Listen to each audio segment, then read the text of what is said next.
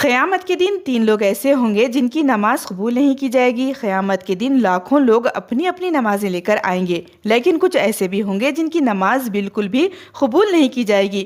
کتنا تکلیف دہ لمحہ ہوگا وہ، جب ہم اللہ کے سامنے کھڑے تو ہوں گے مگر ہمارے ساتھ ہماری پڑھی ہوئی نمازیں نہیں ہوں گی۔ حضور صلی اللہ علیہ وسلم نے ارشاد فرمایا کہ میں تمہیں بتاتا ہوں کہ 3 لوگ ایسے ہیں جن کی نماز رد کر دی جائے گی۔